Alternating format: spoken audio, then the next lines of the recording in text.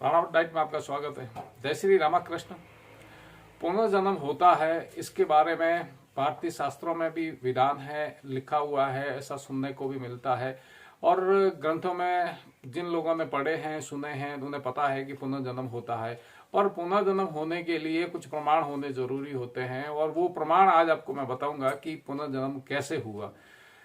व्यक्ति प्रमाण देखने के बाद में मान जाता है कि पुनर्जन्म होता है। हमारे अच्छे कर्म होते हैं, शास्त्रों में दिया हुआ है, अच्छे कर्म करेंगे तो हमें वापस अच्छी जगह नया जन्म मिलता है। ये कहानी एक घटना घटी है, उसके प्रमाण आज मैं आपको बताऊंगा कि किस प्रकार से ये घटना घटी है। ये सब जानने से पहले अगर आप मेरे चैनल पे नए हैं, चैनल सब्सक्राइब करें, वीडियो लाइक करें, अधिक से अधिक शेयर करें। मैं डॉक्टर रघुनाथ सिंह राणावत, साइकोलॉजिस्ट और डाइटिशियन, आज आपको बता रहा हूं अगर हमारे अच्छे कर्म हैं तो हमें पुनर्जन्म वापस मिलेगा इस मानव योनि में, जो हम वापस अच्छे से जिंदगी गुजार सकते हैं।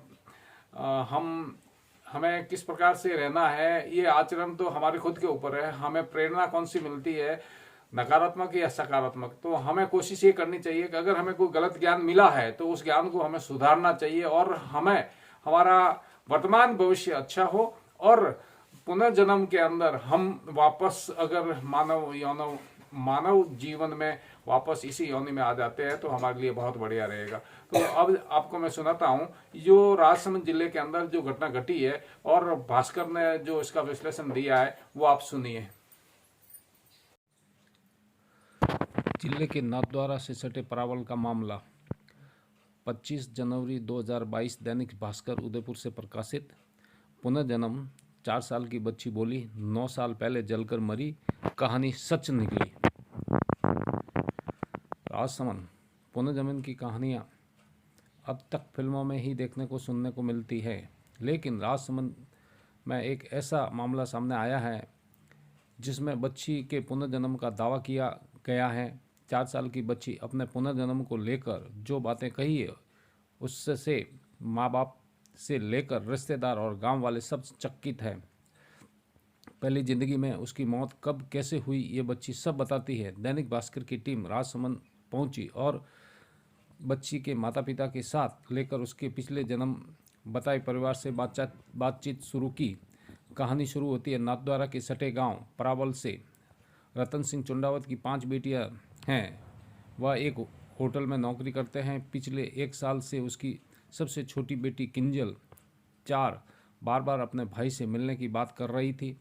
उन्होंने पहले इस बात पर ध्यान नहीं दिया, लेकिन 2 महीने पहले जब एक बार किंजल की माँ दुर्गा ने उसे अपने पापा को बुलाने को कहा तो बोली, पापा तो पिपलांत्री गांव में हैं। पिपलांत्री वह गांव है जहां उषा नाम की एक महिला के जलने से मौत हो गई थी। किंजल के अभी गांव से करीब 30 किलोमीटर दूर बच्ची कहती है कि वही उषा है। यही से शुरू होती है किंजल के पुनर्जन्म की कहानी। बच्ची के जवाब और दावे से पूरा परिवार सन्न रह गया। माँ दुर्गा के बार बार पूछने पर किंजल आगे बताती हैं कि उसके माँ बाप और भाई समेत पूरा परिवार पिपलांत्री में ही रहता है। वह 9 साल पहले जल गई थी। इस हादसे में उसकी मौत हो गई और एम्बुलेंस यहाँ छोड़कर चली गई। दुर्गा ने यह बात बच्ची के पिता रतन सिंह को बताई तो वह बच्ची को मंदिर और थाने पर ले गए। उन्हें डॉक्टरों को भी दिखाया तो बच्ची को कोई समस्या नहीं थी, बच्ची सामान्य थी।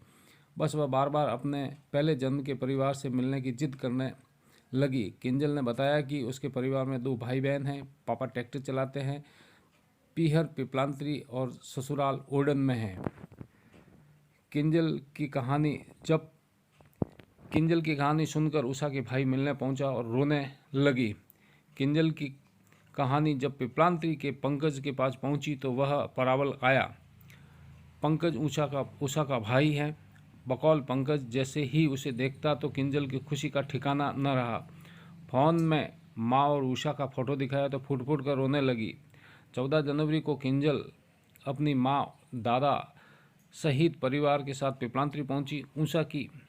उषा की माँ गीता पालीवाल ने बताया कि जब किंजल हमारे गांव आई तो ऐसा लगा जैसे बरसों से यहाँ यही रह रही थी।